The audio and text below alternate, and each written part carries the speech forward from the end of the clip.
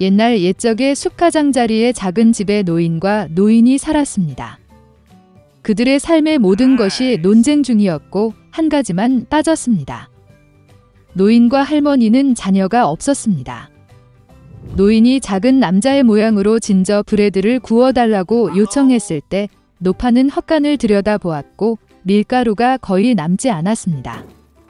그녀는 그릇을 가져다가 상자를 따라 문지르고 바닥을 따라 쓸어 넘겼습니다. 그리고 소수의 밀가루 2줌이 모였습니다. 노파는 반죽을 사어 크림으로 반죽했고 진저브레드를 탁자 위에 올려놓을 때 그것을 가져다가 팔, 다리, 머리가 있는 작은 남자의 모양으로 만들었습니다. 그리고 오븐에 넣으십시오. 잠시 후 노파가 와서 진저브레드가 구워졌는지 확인하고 그것을 창가에 올려 식혔습니다.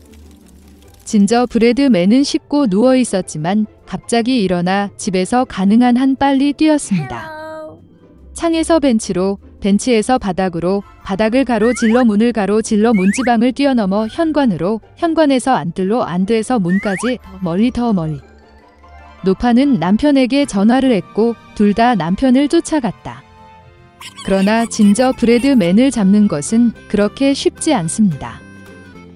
이제 그는 이미 농민들이 농작물을 타작하는 밭에 도달했습니다.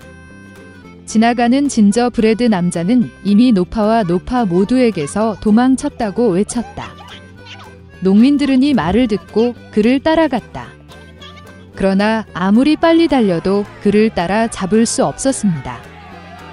진저브레드 남자가 잔디 깎는 기계들이 풀을 깎고 있는 들판으로 달려갔습니다.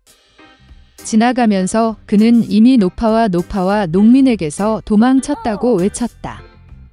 그리고 그는 그들에게도 쉽게 달아날 것이다. 잔디 깎는 사람은 그런 조롱을 참을 수 없었습니다.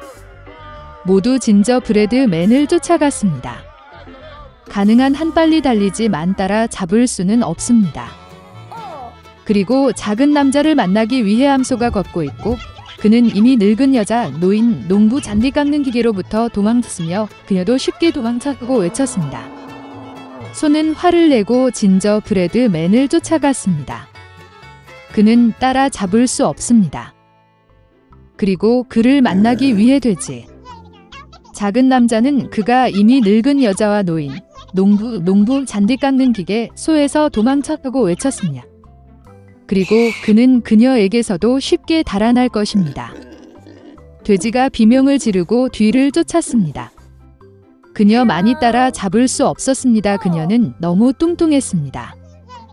진저브레드맨이 길을 따라 달리고 토끼가 그를 만납니다. 그 작은 남자는 자신이 이미 노파와 노인, 농부 깎는 기계, 소와 돼지에게서 이미 도망쳤다고 말했습니다. 토끼는 이 말을 듣고 그를 따라갔다. 그는 작은 남자를 따라 잡을 수 없다. 토끼만이 그를 보았다. 진저브레드맨이 달리고 늑대가 그를 만납니다. 그리고 그 작은 남자는 그가 이미 늙은 여자와 노인, 농부 풀 깎는 기계, 소, 돼지, 토끼에서 이미 도망쳤고 대답습니다. 그도 쉽게 도망칠 것입니다. 늑대는 으르렁거리며 진저브레드맨을 향해 달려갔고 그는 피하고 최대한 빨리 달렸습니다. 늑대만이 그를 봤어요. 진저브레드맨이 달리고 있고 거대한 곰이 그를 만나고 있습니다. 그의 작은 남자는 두려워하지 않았지만 그가 이미 늙은 여자, 노인, 농부 잔디 깎는 기계, 소, 돼지, 늑대에서 도망쳤고 외쳤습니다. 그리고 그는 쉽게 그에게서 도망칠 것입니다. 사나운 곰이 그의 발을 밟고 뒤를 쫓았습니다. 그러나 곰은 빠른 진저브레드맨을 따라 잡기에는 너무 느렸습니다. 진저브레드맨이 달리고 여우가 그를 만난다. 여우는 매우 교활했지만 작은 남자는 이것을 몰랐습니다. 그러므로 그는 습관적으로 노파와 노인, 농간 기계, 소, 돼지, 곰에서 이미 도망쳤고 외치기 시작했습니다. 그는 너무 쉽게 그녀에게서 도망칠 것입니다. 여우는 끝을 듣고 그녀가 아주 늙었고 아무것도 듣지 못했다고 말했습니다. 그녀는 작은 남자에게 더 가까이 다가와 그것을 반복해달라고 요청했습니다. 그녀의 어리석은 진저브레드맨을 따르고 다시 자랑하기 시작했습니다. 여우는 끝을 듣고 여전히 아무것도 듣지 못했다고 말했습니다. 그녀는 그 작은 남자에게 더 가까이 다가가 다시 반복해달라고 요청했습니다. 진저브레드맨은 동의했고 그때 오직 여우가 그에게 뛰어들었을 때 새로 시작했습니다. 그리고 그것을 먹었습니다. 그리고 진저브레드맨은 더 이상 자랑하지 않습니다.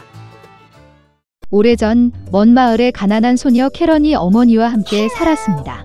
여름에는 맨발로, 겨울에는 거친 나무 신발을 신고 발을 몹시 문질렀습니다. 그러던 어느 날 노부인 재화공이 빨간 천 조각으로 카렌 신발을 꿰매었습니다. 그녀는 캐런의 어머니가 천국에 갔던 날 정확히 그 소녀에게 선물을 가져왔습니다.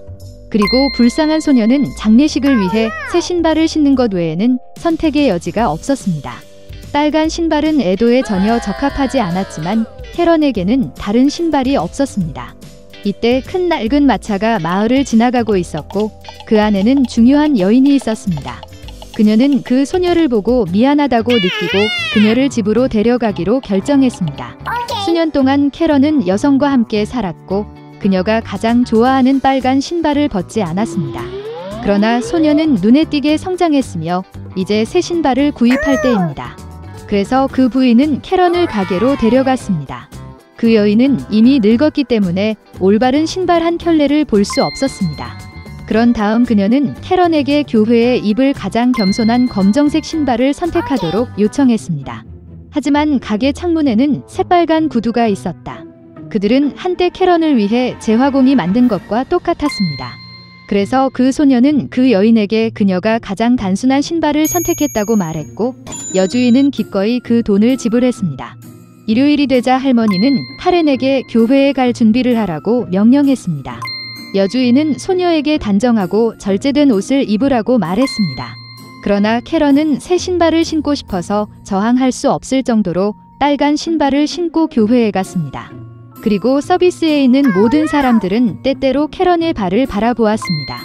저녁 식사 후 그 여인은 사람들에게 캐런이 빨간 구두를 신고 왔다는 사실을 알게 되었습니다. 그 부인은 부끄러움을 참을 수 없었고 일찍 집에 가기로 결정했습니다. 그러나 한 늙은 군인이 교회 문에서 그들을 기다리고 있었습니다. 그는 숙녀들에게 깊이 절을 하고 빨간 구두를 보고는 결코 전에 없었던 그들을 칭찬하기 시작했습니다. 카렌은 기뻐하며 춤을 췄습니다. 그리고 그녀의 다리는 마치 신발에 일종의 마법의 힘이 있는 것처럼 스스로 춤을 추기 시작했습니다. 소녀는 겁에 질려 신발을 벗고 싶었지만 꽉 조였습니다. 신발은 그녀의 발에 단단히 부착되었습니다. 그리고 캐런은 춤을 춰야 했습니다. 그녀는 비와 화창한 날씨에 들판과 초원을 가로질러 밤과 낮에 춤을 췄습니다. 그러던 어느 날 밤 그 소녀는 숲 가장자리에서 신을 발견했습니다. 어둡고 무서웠습니다. 갑자기 하얀 빛이 카렌을 멀게 했다. 긴 흰 가운을 입은 천사였습니다. 그의 어깨 뒤에는 땅으로 내려오는 커다란 날개가 있었다. 그는 그 소녀를 엄격하게 바라보며 그녀의 속임수, 자부심, 불순종 때문에 그녀가 미라처럼 시들어질 때까지 영원히 춤을 추겠다고 말했습니다. 캐런이 한마디도 하기 전에 신발이 그녀를 붙잡고 그녀를 이끌었습니다. 오랫동안 소녀의 신발은 덤불과 가시 덤불을 통해 돌 위에 신었습니다. 날카로운 가시가 카렌의 다리를 파고 피 묻은 긁혔습니다. 그리고 그녀는 산림관리인의 외딴 작은 집에 춤을 췄습니다. 소녀는 현관에 앉아 심하게 울었다. 그녀는 자신의 불순종을 회개했으며 무엇보다도 그 부인에게 사과하고 싶었습니다. 산림관리인은 소녀가 우는 소리를 듣고 그녀를 불쌍히 여기고 도와주기로 결정했습니다. 그런 다음 그는 은색 가위를 가지고 빨간 구두를 자릅니다. 캐런은 다시 다리를 제어할 수 있어 기뻤습니다. 이제 그녀는 무엇보다 집에 가고 싶었습니다. 소녀는 산림관리인에게 감사를 표하고 딸의 오래된 나무 신발을 선물했습니다. 슬리퍼를 신고 카렌은 구조대원에게 다시 한번 감사 인사를 하고 집으로 달려갔습니다. 그래서 그녀는 집의 윤곽을 볼 때까지 밤낮으로 숲을 통과하며 들판을 질주했습니다. 그런 다음 소녀는 마지막 힘을 모아 입구로 달려갔습니다. 그녀는 일주일 내내 그녀의 명령된 딸을 애도하던 슬픈 여인이 앉아있는 응접실로 달려갔다. 여주인 카렌을 보고 기쁨으로 빛났다. 소녀는 젖은 간호사의 품에 몸을 던지고 불순종에 대해 사과하기 시작했습니다. 물론 여주인은 카렌을 용서했고 소녀는 다시는 누구도 속이지 않겠다고 약속했습니다.